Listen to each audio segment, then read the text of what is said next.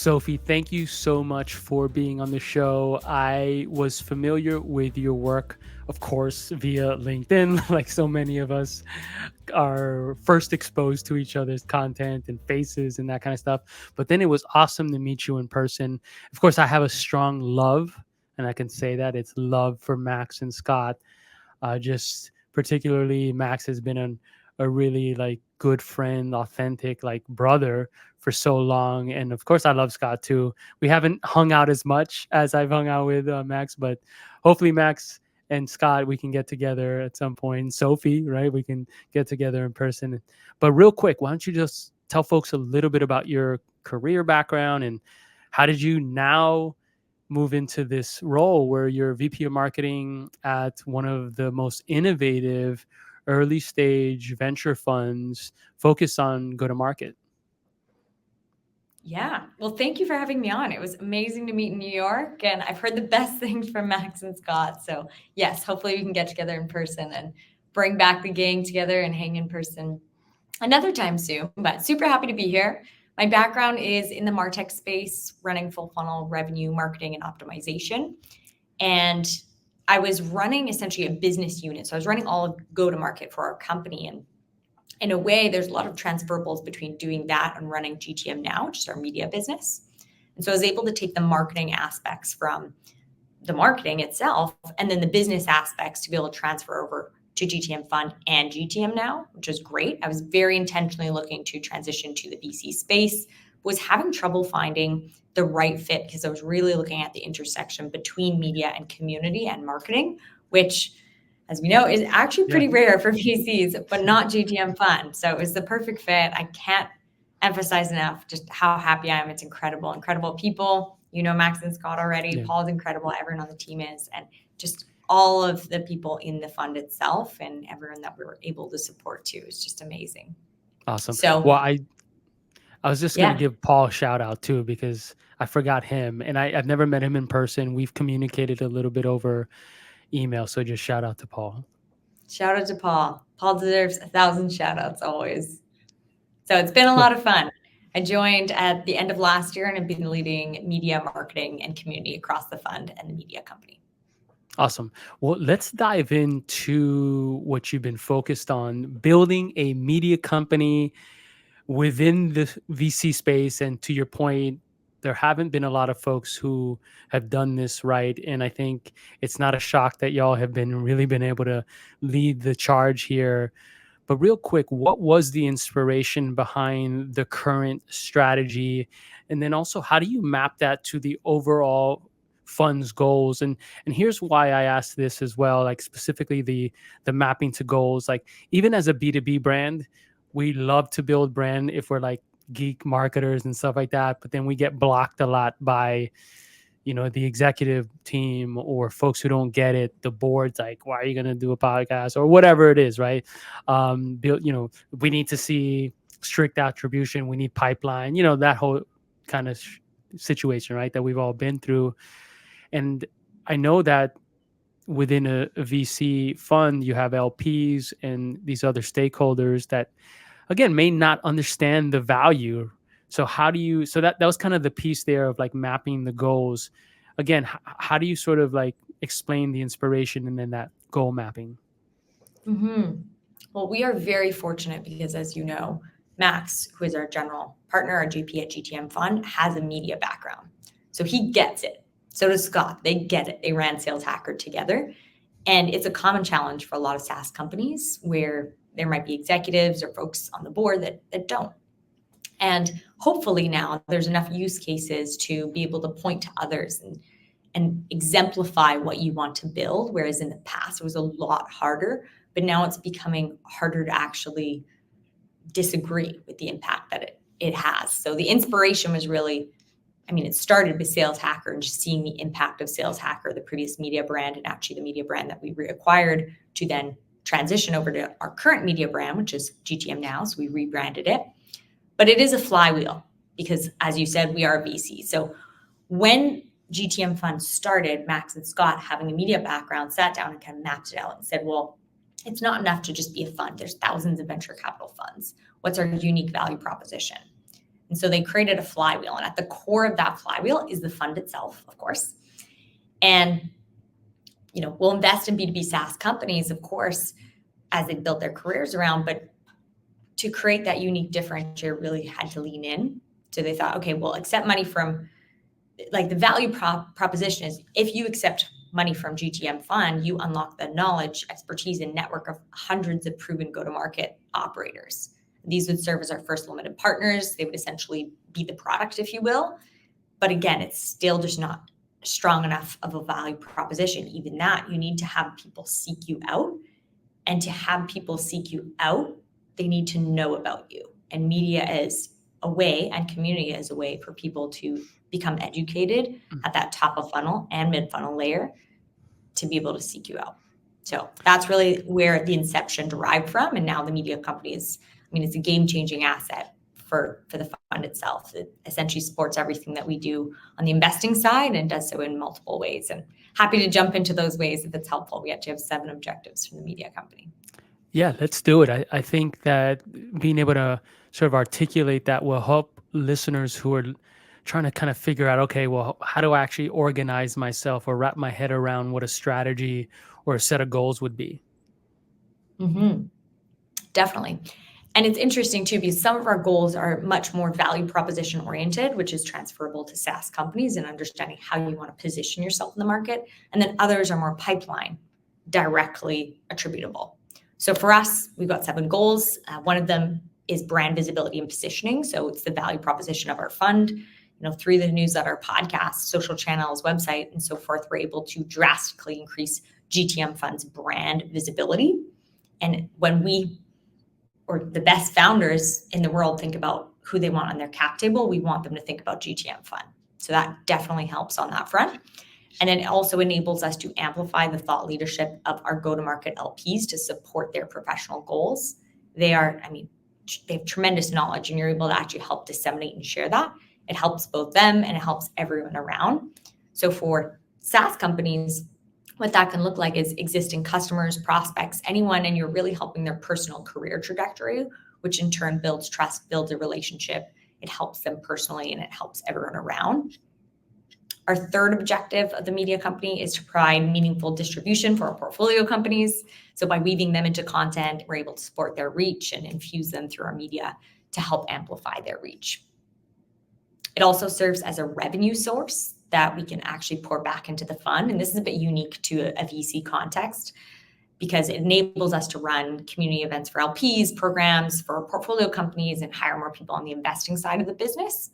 And traditionally, this is a little nuanced, but VC funds make their revenue through admin fees. So you take a percentage of dollars invested and, use that for any kind of community and media, but we're able to offset that with media. So we're able to keep our admin fees towards the larger platform, support for our portfolio companies, invest in hires more, everything that really comes full scale into supporting our infrastructure because of the media company. And that one's probably a little less transferable because typically SaaS companies aren't monetizing their media. They're really using it from an open education play to generate pipeline, but it is one of our objectives at the media company. And then we have 3 more that are more directly kind of pipeline oriented, if you will, for SaaS companies. So for us, it's helping us to get in front of the best founders and companies to invest in. So we can actually see that in our pipeline, helping us to attract the best go-to-market limited partners to join GTM Fund. Same thing, that's more directly attributable. And then it also supports, all of our other kind of business lines that we have that are part of the flywheel that support the fund. Awesome. So, Well, for the folks out there, just a couple of things that I wanted to point out, because I think that some folks are not really aware of how these funds operate. And so you have a couple stakeholders that you almost have to sell to, right? So you have those limited partners of LPs that invest in the fund, right? correct. And then you have founders who have to believe in the fund and the value, especially these days with in a macro environment that has a lot of different options. So you then have to be attractive to those founders, at the same time be able to filter out which founders are perhaps not the best fit for the fund. And then the admin fees Sophie mentioned, that's huge, right? Because to her point, traditionally that's how Sophie gets a paycheck, right? And Max and everyone, right? They're taking those fees. And one analogy might be like you hire an investment banker to invest your capital into a set of portfolios or stocks. They take a cut, right? So just to kind of help folks wrap their head around that. And then I think one of the beauties of what y'all are doing is your background in running Sales Hacker, running a media company, and understanding how sponsorships work, how to actually effectively monetize content. That's no easy task, right? So bringing that layer into the business and then allowing that to help drive revenue for the fund, and then all, of course, the subsequent benefits that come from that, I think is huge. So thank you so much for sharing that. I wanted to kind of speak to that here for a second, because I think for the folks out there who are looking at early stage funds and trying to figure out, okay, who do we work with, those sort of things, these are some very, very huge value adds. Sophie, I wanted to speak real quick about, and you sort of alluded to this a couple of times, but maybe we can unpack it a little bit. Wanted to speak to how media and community interact as a strategy, because I think it's, folks are out there trying to kind of figure it out. And I think it's been this beautiful evolution, at least from my perspective, seeing these two pieces kind of come together, because I think they really need each other. And in some use cases, or I should say examples from the past I've seen, like they've kind of been siloed, and I think that sweet spot was the intersection between them. Definitely. That's a really good question. I appreciate you clarifying too on the investment side. I know it's a little bit more of a nuanced niche topic.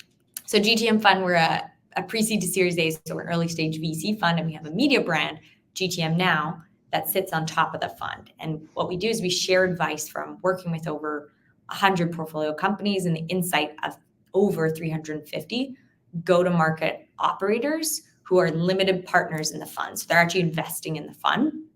So it's real operators, expert insight, top 1% that have really been there, done that. They built the fastest growing companies. And media and community meet each other, like you said, because they are part of our community. So because they are, in essence, our customers, we are able to build relationships, better understand their knowledge, and then we can help share that knowledge through media. So it's almost establishing the relationships in a community sense, and then being able to surface any kind of content, any kind of knowledge through media. And they work to symbiotically then support each other, because the greater your relationships, kind of your community growth is, and how you nurture it is how you can also understand the dynamics between who would be best to, speak to certain topics and help support that media motion. And so they really work together as a little bit of a flywheel unto themselves. Are there any tips that you would give folks around perhaps balancing, let's say, content that you might create internally? So like that premium content that's maybe high production value stuff, again, that you're creating internally, versus leveraging the content that users in your community are generating. We've called that a UGC, right, for years. And I think that's one of the beauties of that convergence that you mentioned, is like, it's not just us as like CNN, right, like using a media entity that folks know. They produce all their content internally, that sort of stuff. That was sort of the way that the media landscape or organization worked. And then you saw social media that started to come out, right, and they were able to start to pull in user generated content, right, and things of that nature. And we all see the tweets on every news channel and sports, etc., these days. So back to my question, any sort of, I don't know, advice that you would give folks around, okay, you want to create X amount of content internally, but you also want to be able to motivate, inspire users to be able to generate or create that user generated content, and then bring that together? Mm-hmm. Mm-hmm. It's a bit of a spectrum, I would say, in terms of understanding what percentage you would like to ideally create internally yourself, which is probably more curated, higher quality. And then what percentage of that, what subset are you trying to enable other people to share? And then what percentage are you trying to get them to actually create net new? And so it is this kind of spectrum and blend. And I think we're seeing it shift because the old adage of people buy from people they know, like, and trust. It's been around for decades. And I actually think it's evolved, particularly because of people and media and access to people through media. And I think that it's more appropriate now to say people buy from people they trust, like, and know. And trust is the first one because previously, oftentimes, you had to meet people in person. So you had to know them in order to develop trust. Now, you can absorb information from podcasts like this, right? And begin to actually gain trust in people without actually knowing them.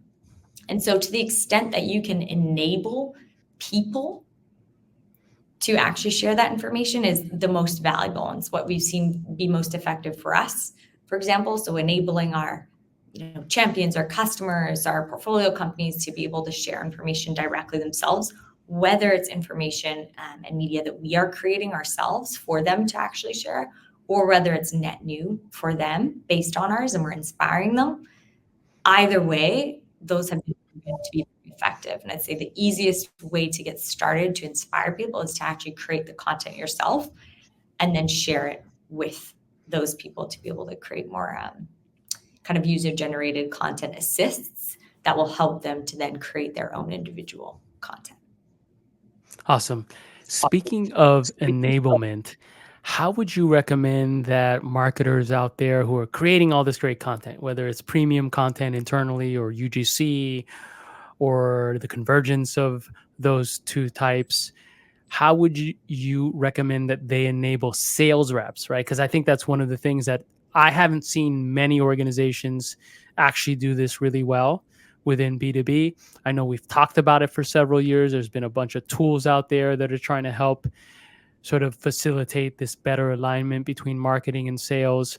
But you have marketing organizations out there, especially these days, who are really creating incredible content, but then sales is not using it, right? It's just sitting in some sort of Dropbox or whatever repository. Any tips around effectively enabling sales to strategically use this media content, whether it's podcast, video, LinkedIn posts, these sort of things, within their sales motion? And then also, what is the kind of like sales motion that you think, or do you recommend maybe folks should leverage now? For example, there's social selling now, right? And these sort of things that have really taken off.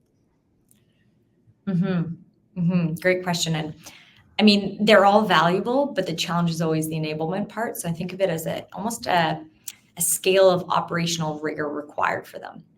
So when marketing's thinking about supporting sales, it's what's the easiest way to actually operationalize that, and then going through. So individual personal enablement. Are you enabling reps to actually post the content personally? Because that's the easiest lift than them implementing it in their actual sales motions and plays. The next step would be individual cadences. So their individual owned cadences. And the next would be coordinated revenue plays across all of the go-to-market teams, or all of those that are actually kind of relevant.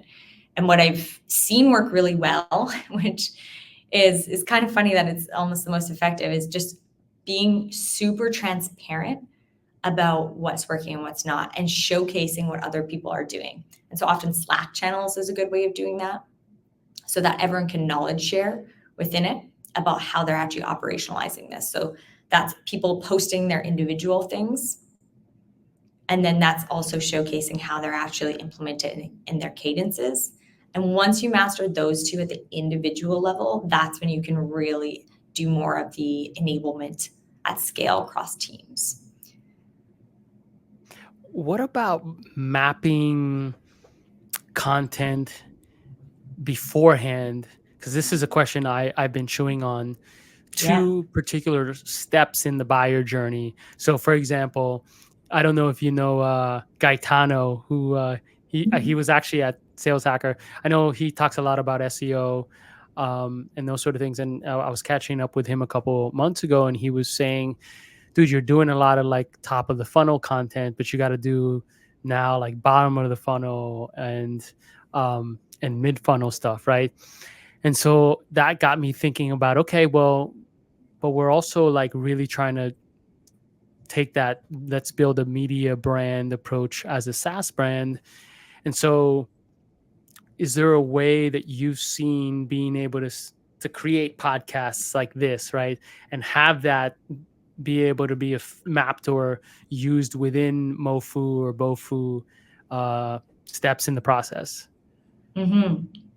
Yeah, it's very easy to create noise. You want to create media that has intention.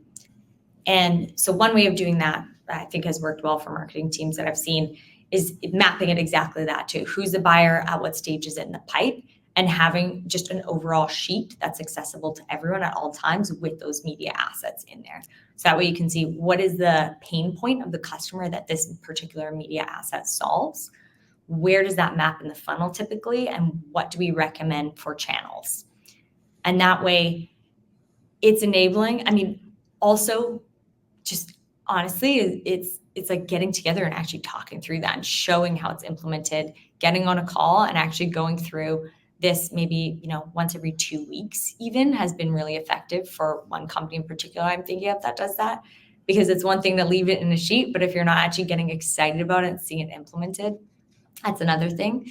Yeah. And constantly refining and tweaking it. So that's an opportunity to go back. But yes, absolutely mapping it to the stage of funnel. I was just on a call actually with one of our portfolio companies yesterday talking about this for a new webinar program that they're launching. And it's, being really intentional about what kind of content you're surfacing. So if it's the top of funnel and it's more thought leadership, bringing on people, for example, in their scenario, that are thought leaders in the space that will help with the distribution, that will help with the audience, help with the reach and awareness. But then it's a very different content play to have, more mid to late stage pipeline and funnel that you're trying to progress along with specific product updates, with more just overall more specific content to your product itself, whereas the top of funnel is much more thought leadership driven, looking at reach.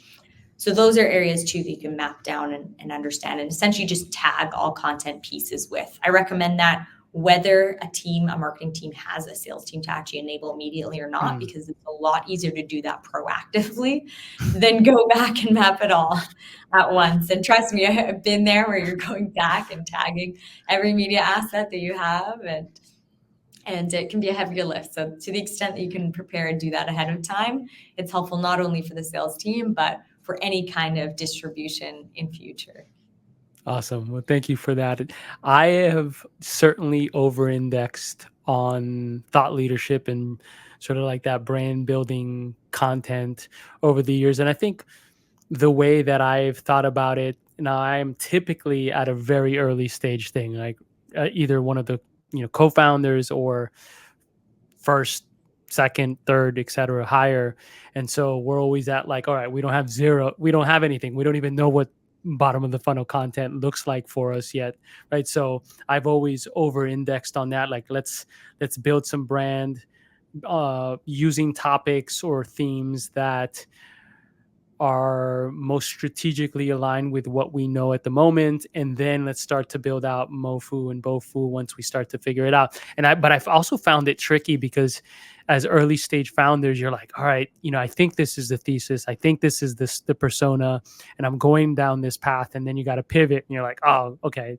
Well, we got to go this way and that way, which I think it's okay. Would you agree that it's okay to actually like even go down perhaps one path, realize it's not, and then go the course correct, right? And then even if that means perhaps that your definition of Bofu and Mofu are different in 6 months or whatever, that's okay.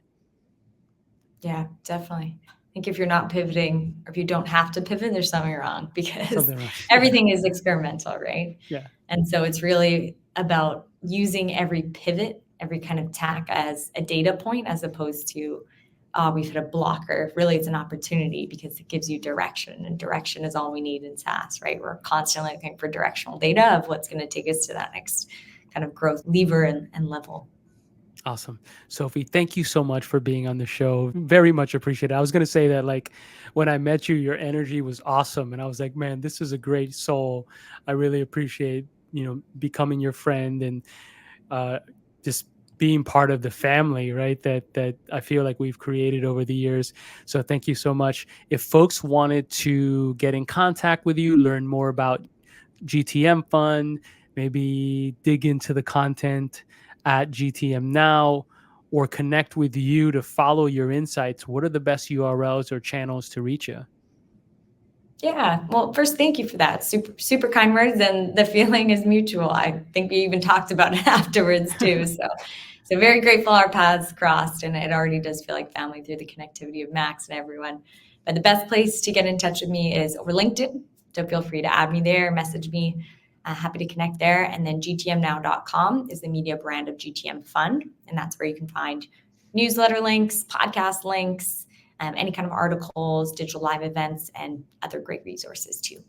Yeah, I love the design and user interface of GTM now. It makes me feel like I'm on like Vice or something. I don't know if you're familiar with Vice, but yeah, I always thought that was a really cool and like edgy brand. And so it doesn't feel like it's GTM content. I feel like I'm like in some entertainment brand or whatever. So kudos to your team.